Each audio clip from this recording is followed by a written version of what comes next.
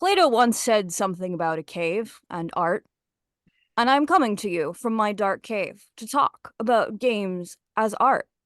And with me are three really wonderful panelists that I'm excited for you to listen to. Why don't we introduce ourselves clockwise, starting with Kimi? Hi, my name is Kimi Hughes. I run Golden Lasso Games. I have been writing and making games for about 4 years now. I also run the Happy Jacks RPG network of streams and podcasts, which are focused on tabletop art role-playing game advice and also actual plays. All right. Well, I'm a very happy Jax hearing that. Emily, Oh, you are muted. Hi there. My name's Emily Boss, and I've been publishing for a little while. I really love the thought of games as art, and I'm really excited to talk about this. I never thought I'd hear Emily Careboss introduced as I've been writing games for a little while. And finally, Steve. yeah, hi. I'm Steve Darlington, also known as Steve D in the industry. That's my pen name. I've been writing and designing games for about 25 years, self-publishing and all sorts of other things. And yeah, also really excited about this topic, and it's a great passion of mine. So yeah, ready to get into it. Wonderful. And I am Jacqueline Brick, otherwise known as Jax Romana. I have been freelancing, designing, editing, art directing for the last half a decade or so.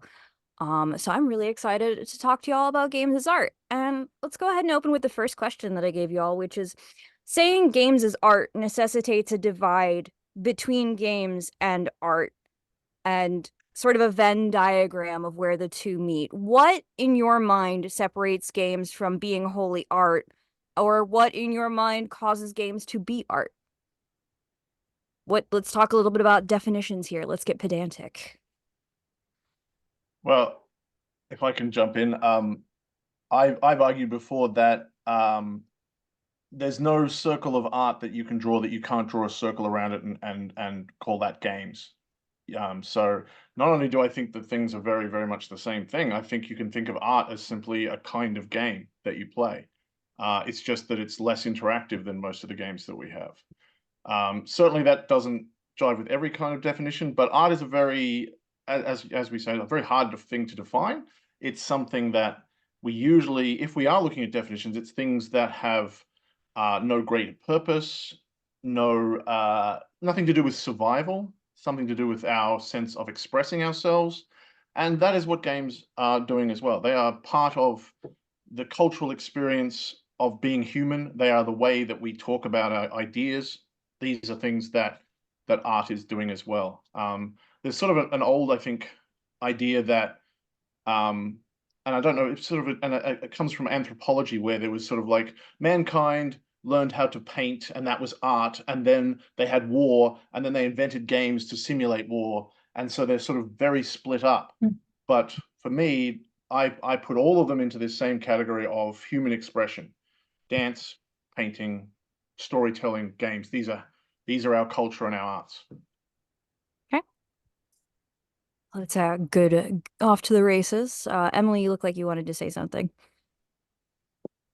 I very much agree. The way I look at games is as an art form that I love, and that there's a craft to it, and that a lot of the questions, to jump ahead in some of your wonderful questions, Jax, that we think about in terms of tuning or fine tuning, it's dealing with the constraints of this particular medium and finding the ways to do that expression that Steve talked about within what games give us to shape. And we're sort of sculpting an experience for people and painting worlds and characters, and it's really neat that we can use so many different other forms within it as an art form. We can use writing, we can use speech, we can use movement, we can use object creation, whether it's costumes or sets. It can be embodied or it can be really narrative. So it's a very, very fluid and flexible art form that I think I love looking at it as part of the human expression, palette. And I often think of it as another narrative form, going back to the Greeks. The muses all represented different types of mediums of expression, and we need to figure out which muse goes for role-playing games. I don't I'm a big fan of the muse of tragedy for role-playing games. know. Kimmy. I think games is a really unique space in the art world because we get to use so many different mediums, but because it's something that is very specifically designed to be experiential. We are asking people not just to watch what we've created or listen to what we've created or see what we've created and like think about their emotional reaction to it.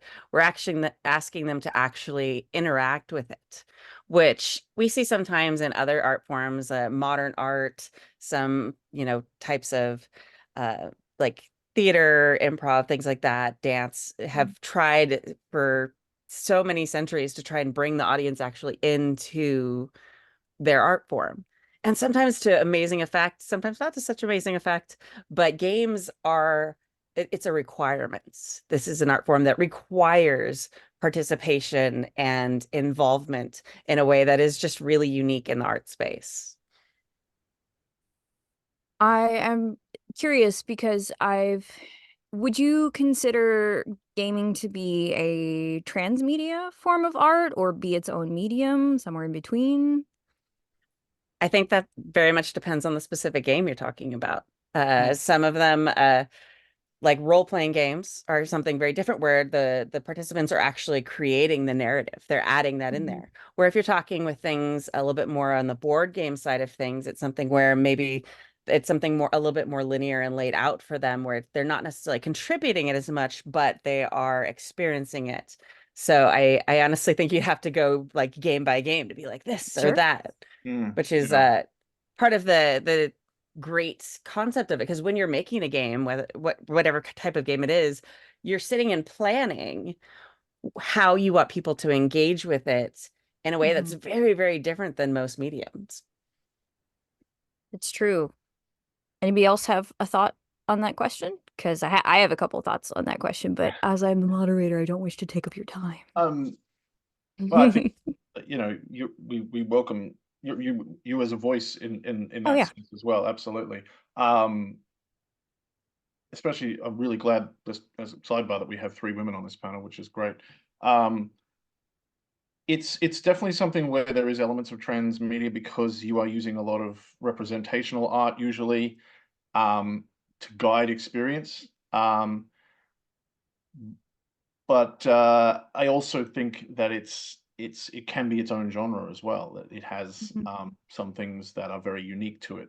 And uh, honestly, I don't have the scholarship to really get into that. And that's something that I think is interesting. Is that um, I think some of this question, maybe why people struggle with it a little bit, is that art is something that is sort of kept in a museum to some extent that you have to study. We don't have to, but it's can be hard to approach it if you don't have some background on what is art, what are the genres of art, what is it for, and then someone is like, well, I played computer games, or I'm approaching this sort of as a kind of mathematical or engineering puzzle. I don't have the language, or I even feel excluded from that world, so I don't know how to cross over into that. And I wonder if that's sort of a side issue from that. When I'm thinking about is this transmedia, I'm like, well, I'm not sure I have the artistic background to answer that question. I am an artist, but there's also art history and art what would you call it? Art, the philosophy of art, which I'm lucky enough to have a little bit of background in, which helps me put context in this. But I think that's something that is an attached issue, that when people might be afraid of this, is that they don't have that context of art understanding and art literacy, I guess. So I'm going to throw this out to you, but I would love anyone else on the panel to answer this.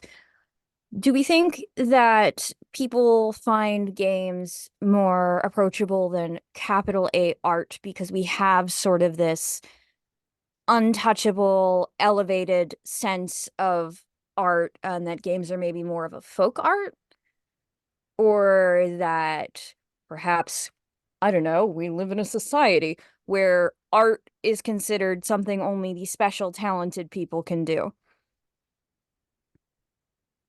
I can jump in.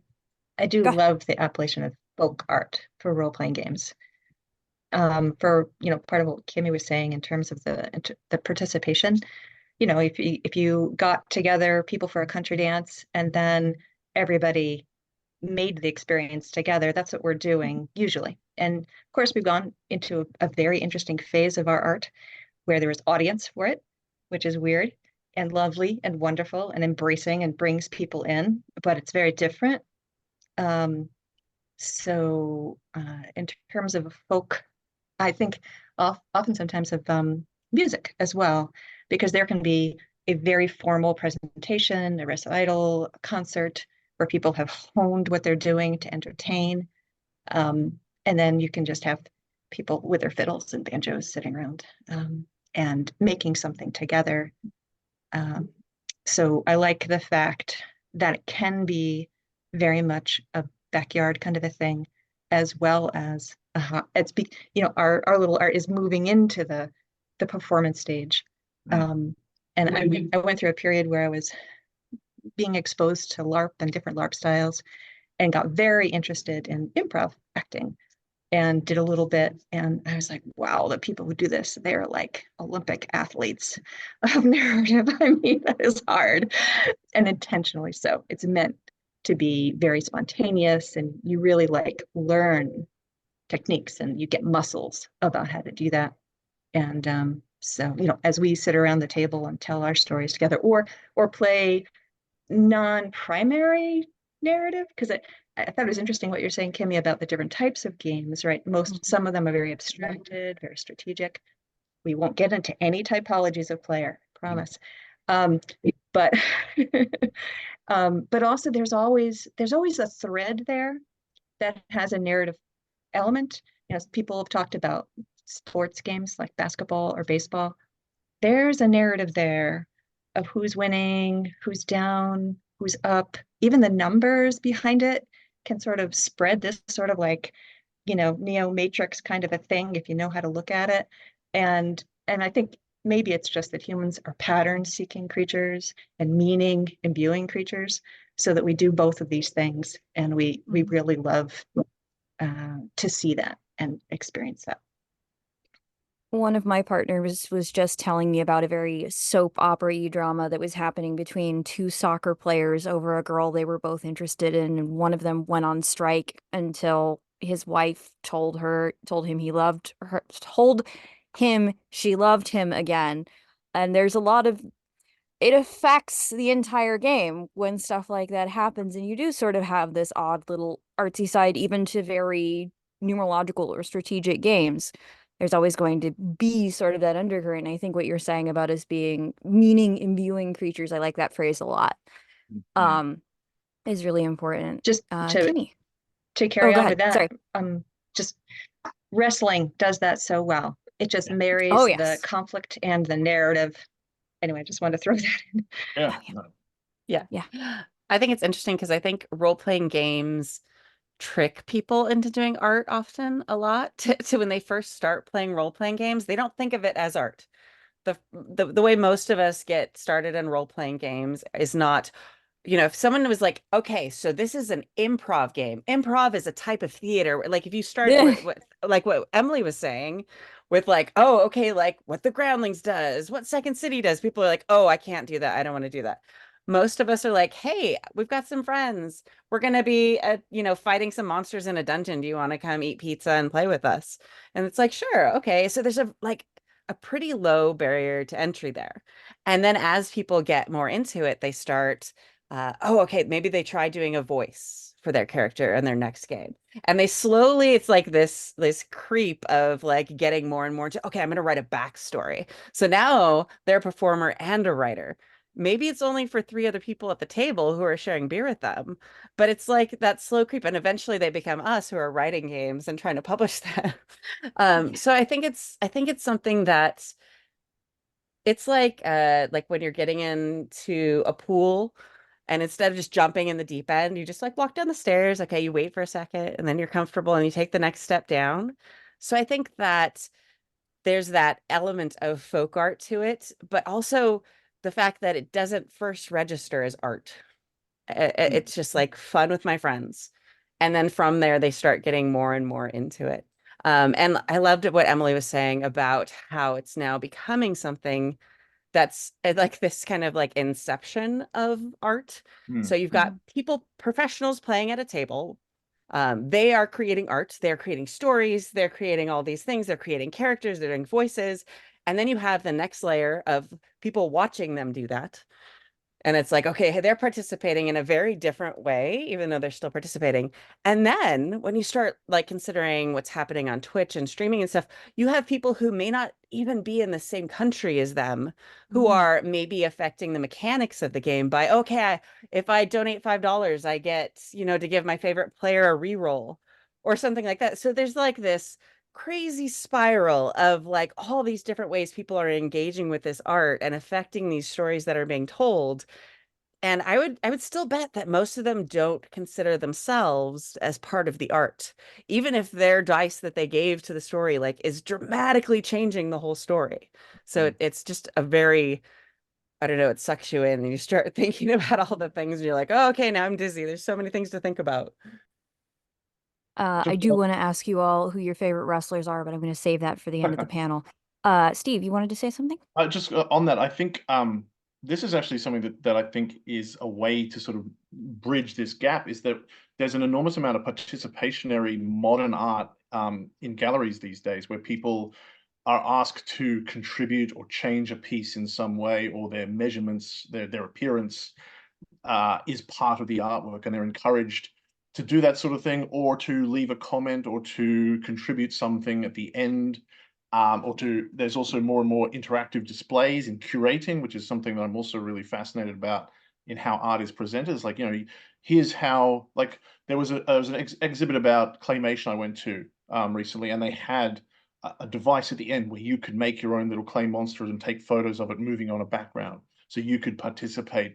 And the more we sort of see that you can take part in art, people might be able to make that bridge into gaming, and and we could also I'd love to see some of these sort of things go the other way. Like, I'm sure you could set up, like, there are improv troops that take in things from the audience, but what if there was, a ballet or an opera or something that was live streamed and was taking feedback from the audience or something like that? We could start to, really bridge these gaps. And certainly a lot of music performers are using the interactivity with their audience to sort of talk directly to their fans through the immediacy of the internet, which is a really interesting time. So we're really, in that way, we are very connected to the art world, because we're doing what a lot of art forms are doing, which is connecting and being very crossing this step into the audience and bringing the audience into the art.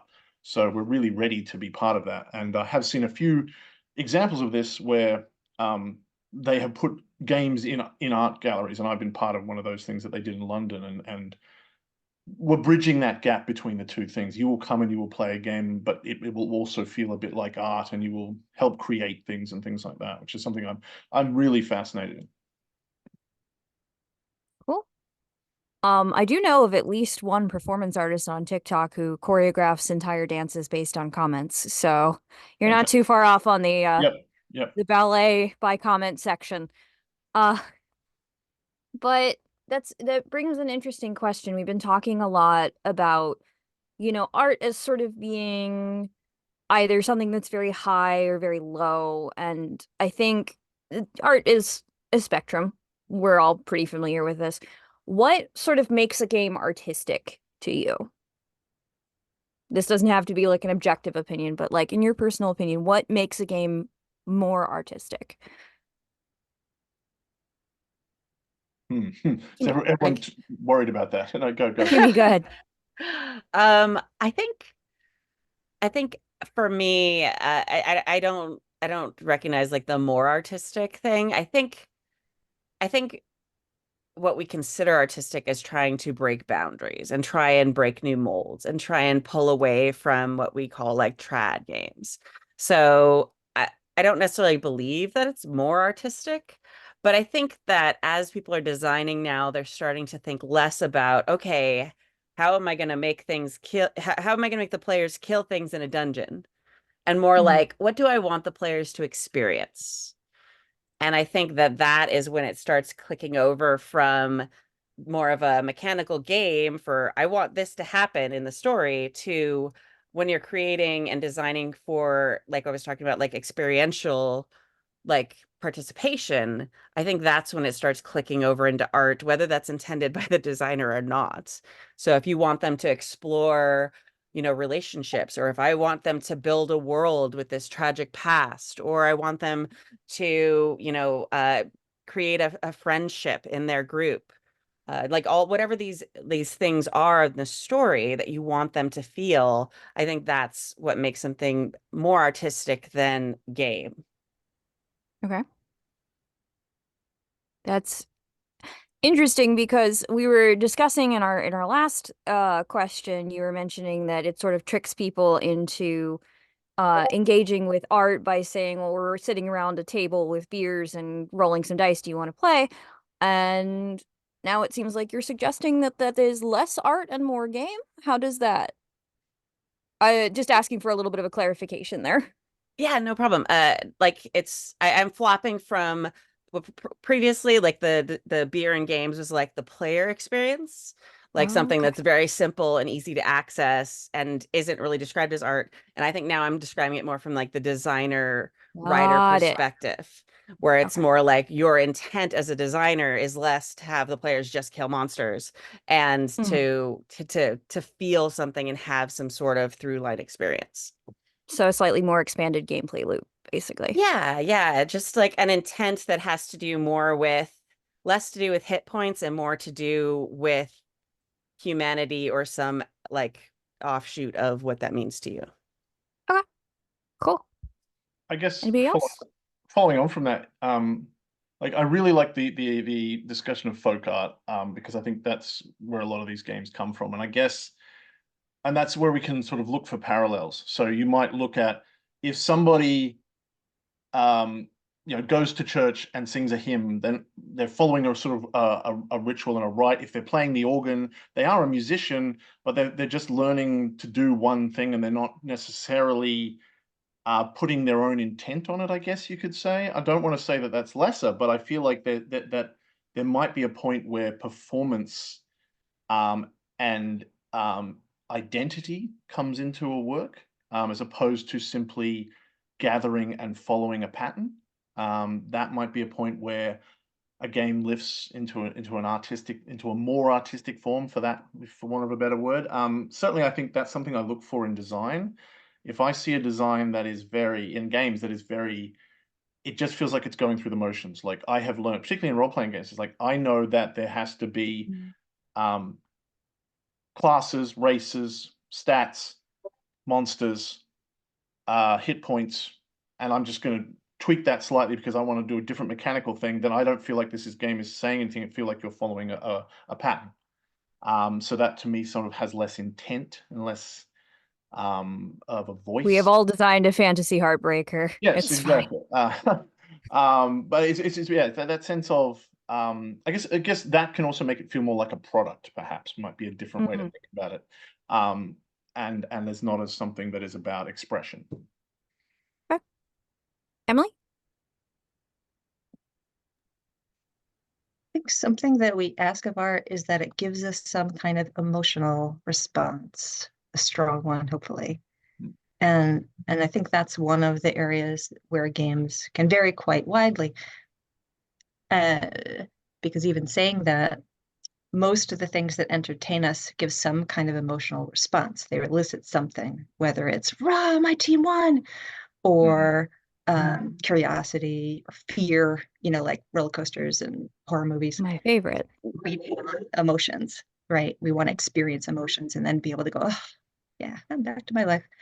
Um, so games that can take us on that roller coaster ride and that have, you know, I don't think I'd say any game's not art.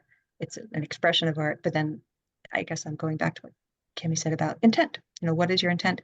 And some of the artistic intents that draw me are ones that bring you to a place where you feel some strong emotion that resonates based on the story that you're hearing or the character that you're getting to experience, or something about the world and life that maybe you wouldn't have had this window into if you hadn't had this structure that brought you there. And we get to be, or GMs get to be, the organist, and they're amazing. They're playing with their hands and their feet, right? That's awesome. And so we can all experience something different through through the art that we're helping create. Okay. I am going to be a little difficult and push back just a little bit more on the whole moving away from Chad games and intent, because I know a lot of people who find themselves building stories through numbers as opposed to letting their stories guide the numbers. And I think that's a perfectly fine way to do that. I know a lot of people who are very invested in simulationist games, who tell very beautiful stories in simulationist games, and people who find their best storytelling in narrative games.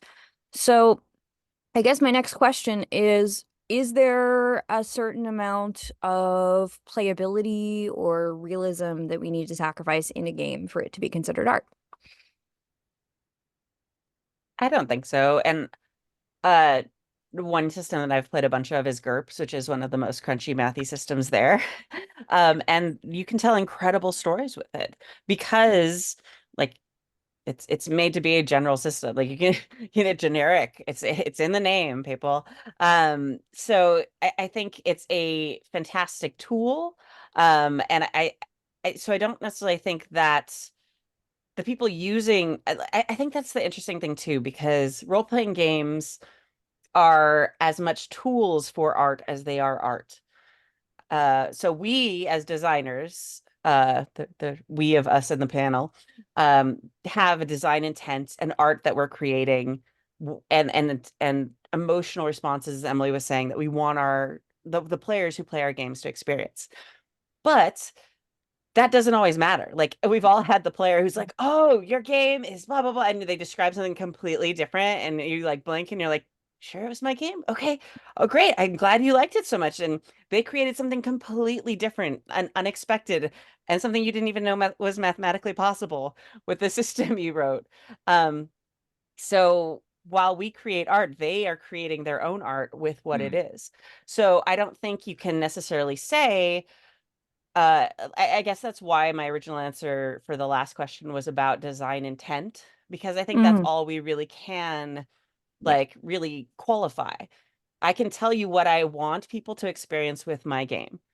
What they're going to do with it, I have no idea. It's like making a really beautiful hammer. This is an artistic expression of how I'm a feminist and can build things and blah, blah, blah. And I'm going to put it into the world, and someone's going to build whatever they want with that hammer, a shed or a playset or who knows, a new house, whatever they want with it. So just kind of like circling back to that, I think you can have the systems that are crunchy and mathematical. Some of the wildest, most amazing stories I've ever told were in Traveler and a lot of these old school systems. And because they provide, like, I guess Traveler's character creation is a really great example of that. It's a full-blown storytelling engine, and I honestly, it's one of my favorite things to do. And when I'm at a con late at night, like a lot of people pull out for the Queen, me and my friends, we pull out like old school Traveler character creation. And like, okay, am I going to survive this character creation process? It's going to be great. So that is also art. Like it in and of itself shows how deadly life and space can be, because you might not even get past character creation. And I know you can't die in then like newer editions of it, but it's still fun to joke about it. Um, Yeah. so I think that's a really good point. Like crunchy, or crunchy quotes, air quotes, versus narrative, or all these things, like it's all art, and it then on top of that, it can then be used to create art. Yes. Yes. Thank you. That was a phenomenal answer. Steve? Look, I just want to say that when I'm talking about following a sort of a script and a formula in design, I don't necessarily want to say that that only occurs with more old school or traditional games. Definitely, and definitely games that are heavy crunch or very tactical. We talked already about, you know, things like soccer or something having story, and any kind of game is producing story and can produce art. And I'm very much someone who believes that, you know, randomness and mechanics produce story and should produce story and are great ways to produce story. It's so for me the definition isn't about modern games or what a game looks like. Like I don't even like the indie mainstream split very much because games are so small already. I'm more just thinking about how much I guess the author engages with a creative process in terms of themselves, I guess, and what they want to say and do, as opposed to following a rote process or trying to just fit a market, I guess, is the only differentiation I would make. And that can happen in any kind of design process or culture or genre, where people just follow a trend or something and it can feel hollow. Absolutely. And You can yeah, say it's disappointing that people just keep trying to reproduce Matt Mercer. It's fine. yes. Fine. It's cool.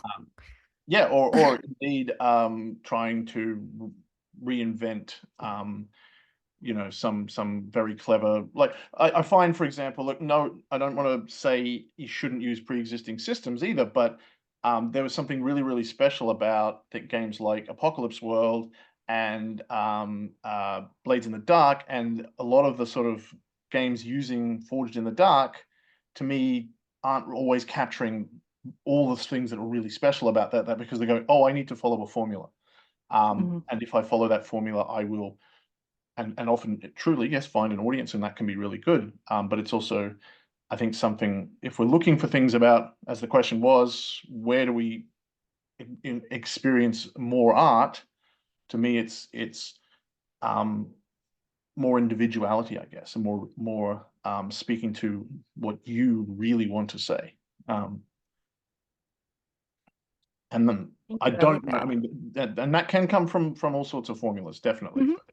That's what was my that's what I think of, I guess.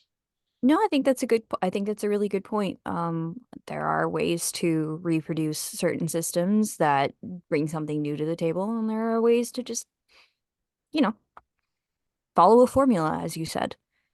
And I think just for me personally, I've been in my romance novel era recently.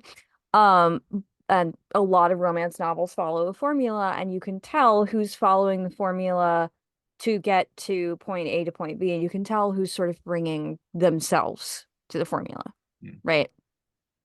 Sort of putting their own spin on it. And I think that sort of falls in line with what you and Kimmy were saying. Emily, did you have anything to add?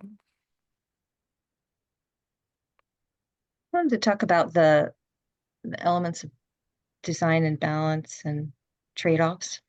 When we think about it in terms of art, to me, it's very productive to think of applying elements of craft and workmanship and insight into the design.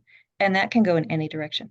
You know, it is expressive of many things, it uses many techniques, games and role-playing games is what we're mainly talking about.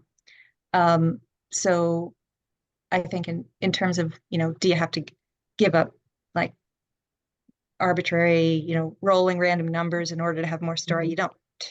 Absolutely don't. You can have zero randomness and have amazing story. You can have amazing tons of randomness and lots of story. So it's for us all as designers to find paths that speak to us, and there can be a bunch of them. You don't have to choose one. You really don't have to choose one.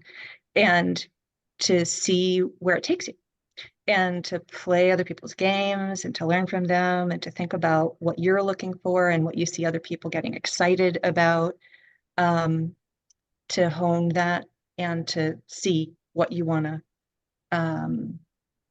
craft out of this. And that, you know, for me, that's the art in it. And that's the constant and never-ending quest, which makes it joyous. We are always on a quest. Hmm. That is the never-ending quest of the game designer. I do have a bit of a personal question here, which wasn't on the list, but I figured since we were talking about intent and communicating intent to players and almost sort of communicating your enthusiasm and what you bring to the table to people who are playing your game, what do you do when someone looks at your game and decides, not necessarily decides it's not for them, because that happens. Like someone can look at your game and read what you've written and then say, "Oh, that's not for me. I can't do that." And that's fine. But someone could read your game and be like, "Oh, yes, I understand this. That's totally fine." And then leave you a scathing review that's like, "This game about ducks. I didn't expect there to be ducks in this game, and I'm very upset that there were ducks in this game, and you've already plastered across the game that there are ducks in this game." And this person is taking deep umbrage to the fact that there were ducks in this game. How do you respond to a review like that? Because that's something I know as a designer I've struggled with, and as I've designed more games, the sort of field opens up a bit more to get reviews from not from people who didn't get it, but from people who almost refused to get it. And I think this is something that happens to every artist at some point in their lives. So if you have any advice to myself, to the audience, I think that would be something that would be very helpful for us in this age of social media.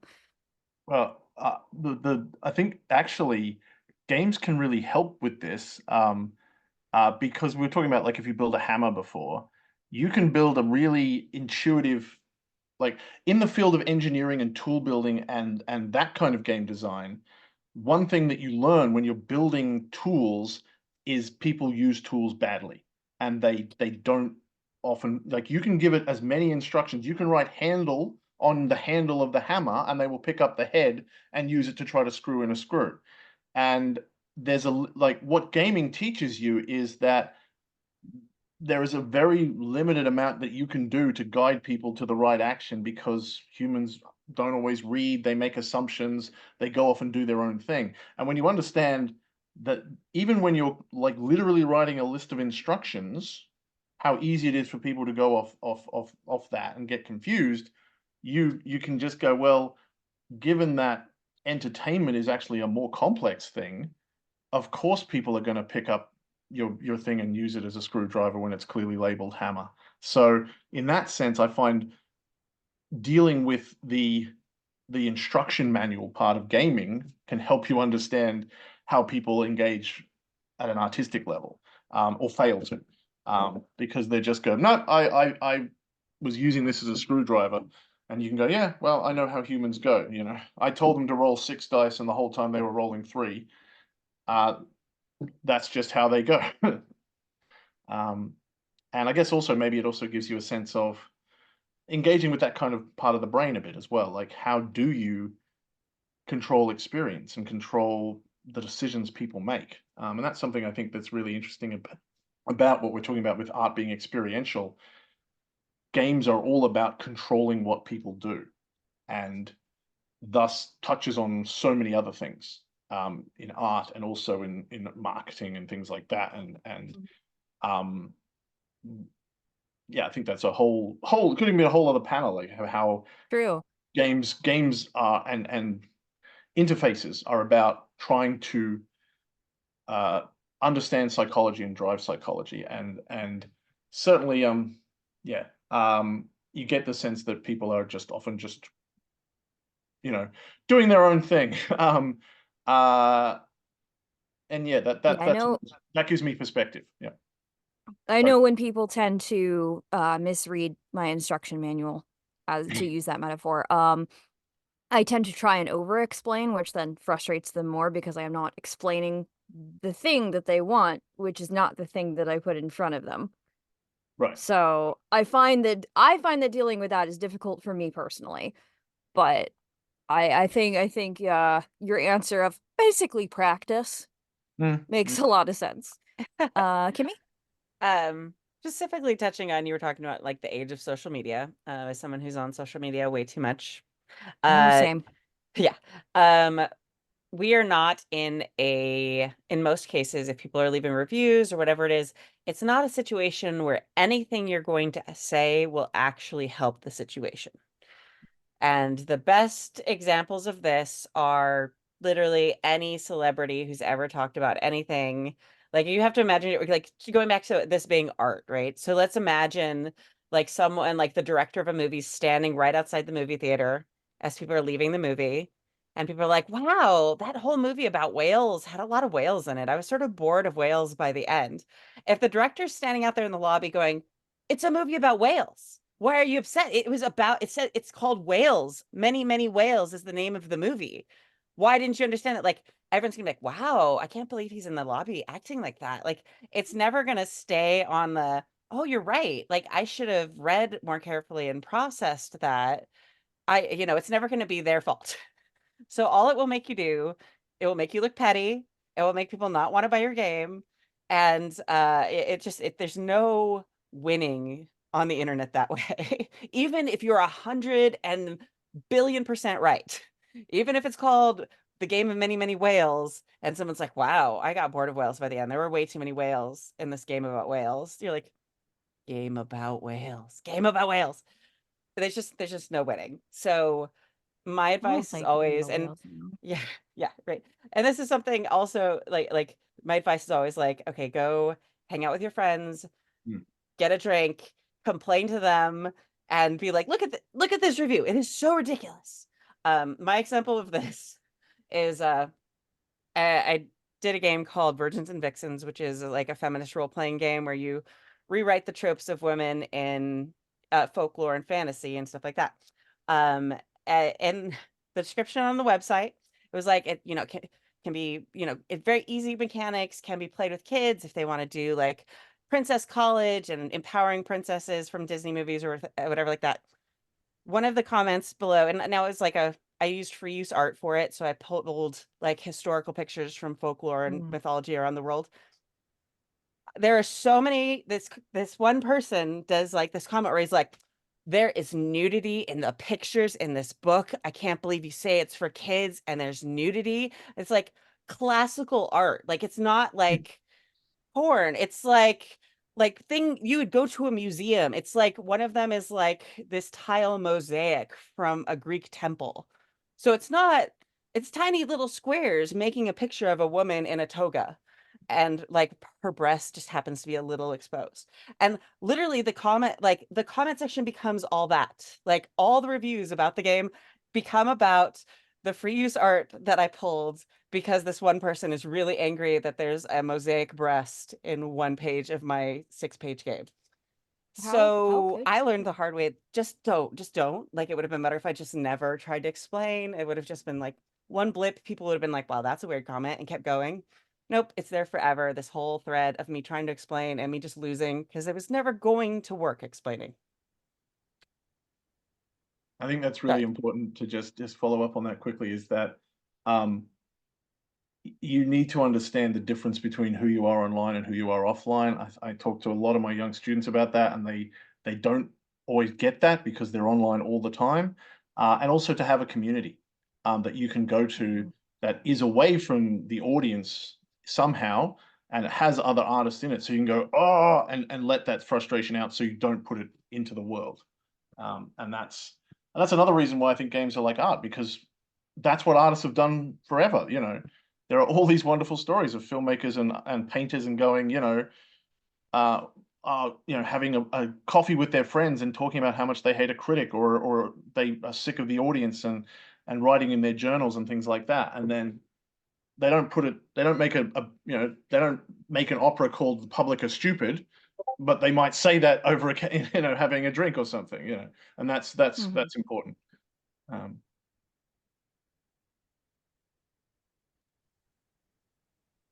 Uh, Thank you for that hard-earned advice and reflection. It's really good. mm, We're in It such was a, long. I such a apologize. no, no, no, no, it was no. great. I mean, thank No, it you. was very It good. really was meaningful. And it just makes me reflect on, again, our time right now. Where are we? We are all sitting in the middle of funhouse mirrors. And not only are arts democratized, but you know, it's all relative though. So to his critique. So everyone literally is a critic and can be a fan, like the super fans and the people who say, "Oh my God, I loved this. I had this amazing experience with my friends." They're the comments that keep us going. And they're the ones where we think, "Oh, somebody got me. Somebody got what I was putting out there." And also another element of it is art as expression of whatever you want to express, whatever you want to shape. There's some personal element to that. And so we're putting ourselves out there and sharing something of our insight of the world. And so there's a vulnerability there. And like Steve was saying about the layers of ourselves and the layers we give, we're sort of subject to the algorithm and the structures of social media that want to put us at each other's throats. And, so that the comments that are negative get all the feedback, and like literally there's game design in there that, makes us all play Hunger Games with each other, when all we really want to do is just like, you know, play a beautiful song to one another and listen to the glory, and here we are trying to fight it out. So, yeah, I think that was a good reflection for us all, and I hope we can all make it through together.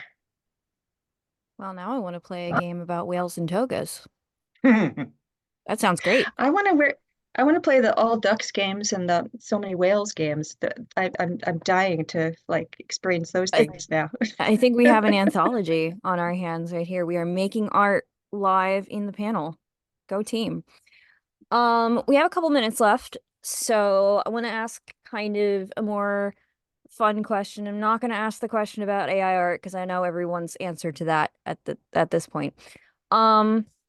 So leaving aside like narrative versus simulationist, OSR versus narrative, tell me what one of your favorite movements in gaming has been. What is your sort of, for me, one of my favorite painting movements was the pre-Raphaelite movement because I'm a basic bitch. But what is your equivalent of the pre-Raphaelite movement in gaming? And it doesn't have to be anything that's already been like professionally defined. It can be a trend you've noticed. It can be something someone else pointed out to you. It can be something in your own games. What is sort of like a movement in gaming that really interests you?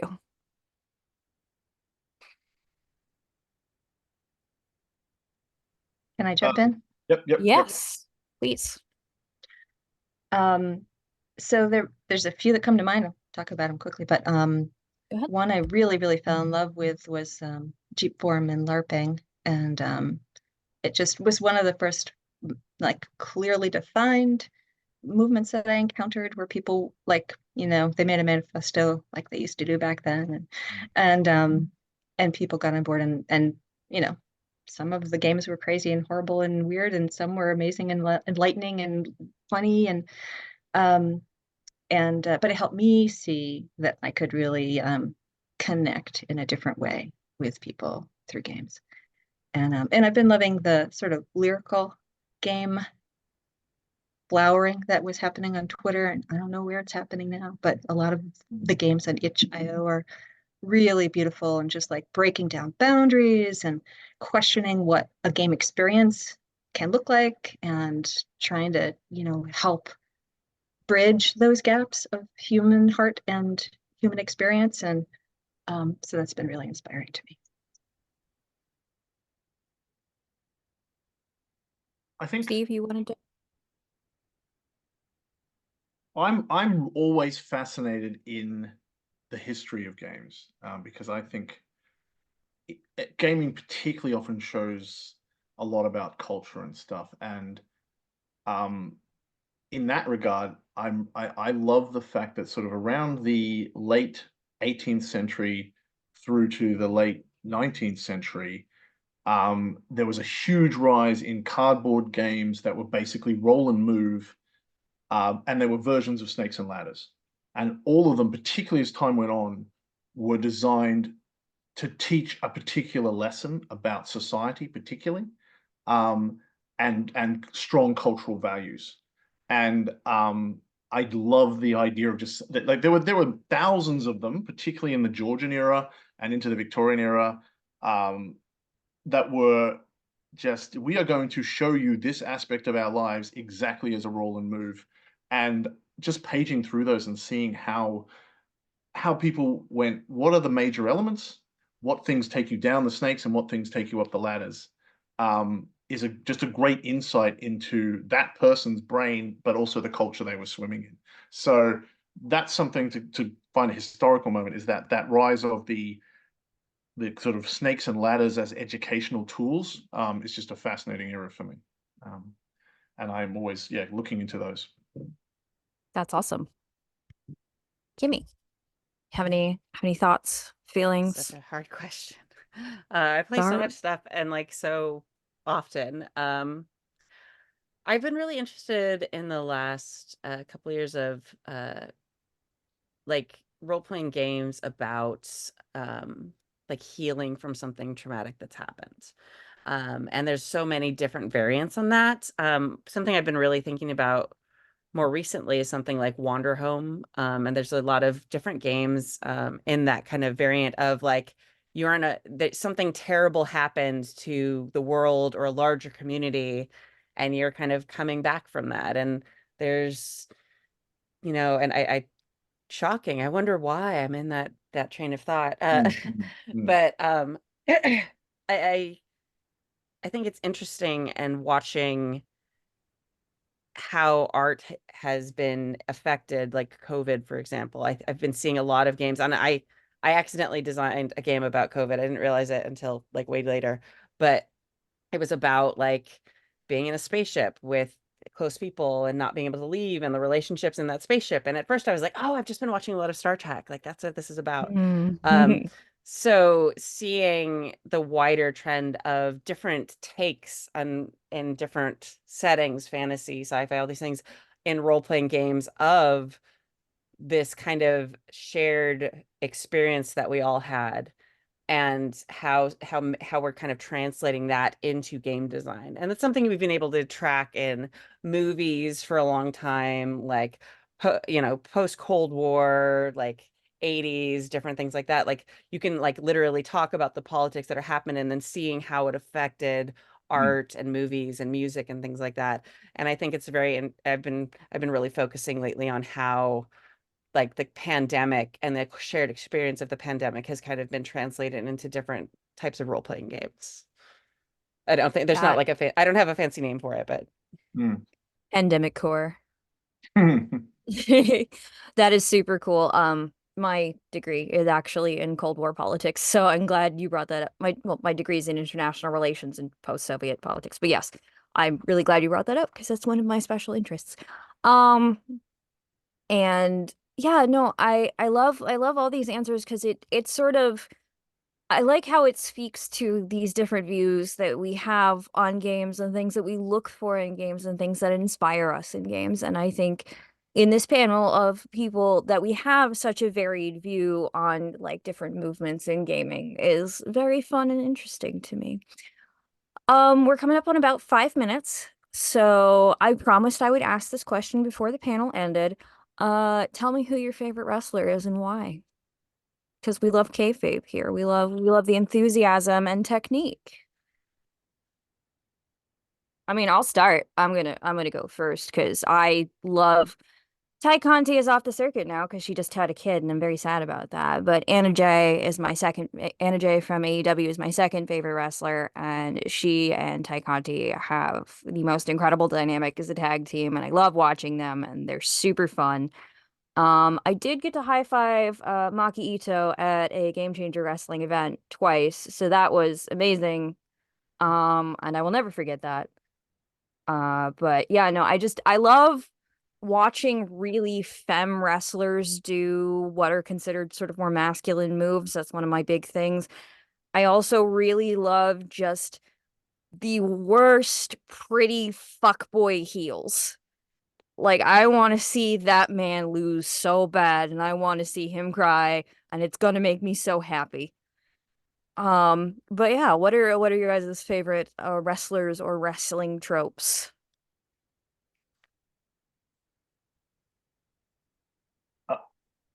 I watched Glow once. Nice. Good choice. Yeah. What tropes did you like about Glow? I feel like if people have actual answers, I feel like they should answer this first, like their favorite wrestlers first. So, Steve, you look Okay. like you actually knew what you're going to say. Look, I don't follow a lot of wrestling, but what I love about it is how much it's a pantomime, in that sense that and so there's two invisible wrestlers, Invisible Man and I think his name is Invisible Stan, and their entire shtick is they never go into the ring effectively, but everyone acts as if they do. And that to me is the ultimate sort of participatory art form. Everyone in the audience has agreed to act as if there is someone in the ring fighting. Oh, And that's so fun. um, yeah, that kind of really insane shtick that sort of moves into like there's another wrestler who his shtick is that he sings a lullaby and then you fall down and fall asleep and he wraps you in a blanket and gives you a teddy and he defeats you that way. And that kind of thing where it's like we understand that this is all magic, so we can do whatever we want. And the audience is like just screaming, going, "Yes, give him the teddy, give him the teddy!" And that to me is just amazing that we can just transfer it into whatever ridiculousness it is. And so that's the kind of wrestling I like. So unfortunately, I don't have enough time to go into the magic circle as concept, but I love the magic circle as an artistic and sociological concept because it allows us all to just kind of buy into the idea that in this pocket of reality, this is what is happening. And I think I now have to go bother my partner who introduced me to wrestling and ask him why he didn't tell me about Invisible Man and Invisible Stan because that is precisely my shit. But yeah, no, that is a phenomenal example of a particular artistic technique that I find to be very helpful in games. Emily, you brought up wrestling, so I'm gonna target you now. So I've such a shallow answer. I really love high flyers who just like can do these amazing Oh tricks yeah, and jumping and like hello I could watch answer. two high flyers or four high flyers for as long as I want. And one of my favorite, well, I love Rey Mysterio, but Prince Puma is one of my favorite characters in Lucha Underground, and I would just like wait for the moment when they would bring him out and he's got this glistening torso and he's got these amazing tattoos and he can do like earth-shattering flips. And I later realized, oh God, that must take so much energy. No wonder he just comes out once in a while. Like that's like, gargantuan feat to do this. So yeah, it's like a flame glowing bright briefly. And so that's what I enjoy. Emily, I have a shallow answer. Let me just tell you about my favorite lucha wrestler. Right? It's okay. You can tell me about the tropes that you liked in Glow, Kimmy. I'm counting it. It is so before you go on, there is a wonderful video on YouTube called Wrestling Isn't Wrestling that you should look into because it's all about kayfabe and storyline and trope.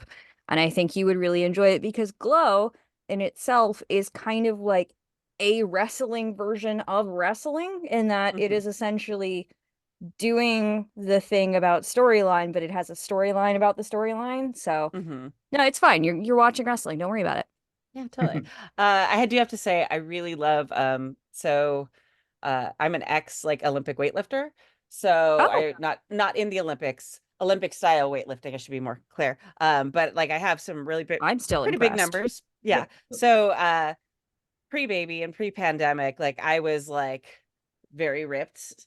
And I'm an athletic, but I like have like larger muscles and like lifted big weight and stuff like that. So I have to say I have a fondness for like the super swole, like bigger women who are in wrestling. Like they're my favorites. I always like I don't know who they are. I love their outfits and like I'm always rooting for them because it's like it takes so much to like buck those expectations of beauty and all these things and like just embrace being a super buff woman. And it was something that I used to love, and uh I used to cosplay as Wonder Woman and go to conventions with like my big muscles, and people would be like, wow, you really are an Amazon. And it's just like one of my favorite things. And so yeah, I love that. I love super swole women. Well, that's a weird way to propose. Uh, Yep. anyway, so we're about at time, so I'm gonna go clockwise. I'm gonna go clockwise again, starting with Kimmy. If you could remind us of who you are and where we can find you, and any final thoughts you have. Well, this has been absolutely delightful.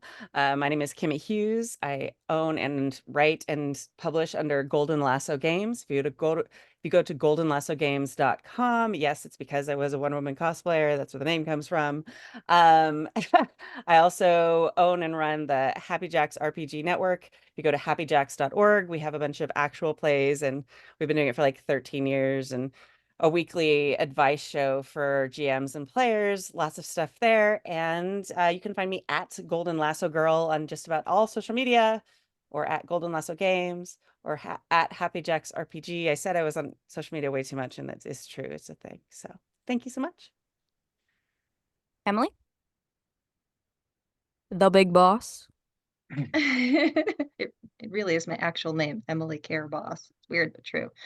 Um, you can find my games and write some writings at blackgreengames.com. And I've got, links to essays about games and narrative there you can explore. And I use Emily Care as my handle on many social media. Steve. Yep, so you can find my games at tinstargames.com. So that's like the tin, like the metal. And also tinstargames.itch.io. And yeah, I'm also at Tinstar Games on most social media. Not on Twitter anymore, but yeah, Mastodon, Facebook.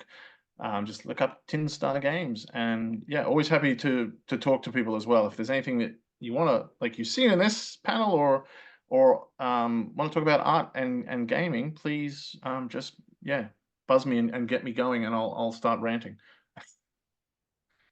And my name is Jacqueline Brick. I also go by Jax Romana. That is different from Happy Jax. Happy Jax, I believe, is JACKS. Mine is Yes, it is. JAX. You can find me on most social media as Rufflejax. You can also buy my games at rufflejax.h.io. You can find me in many fine products, such as Cult Divinity Lost, The Chronicles of Darkness, and Fading Suns Pax Alexius.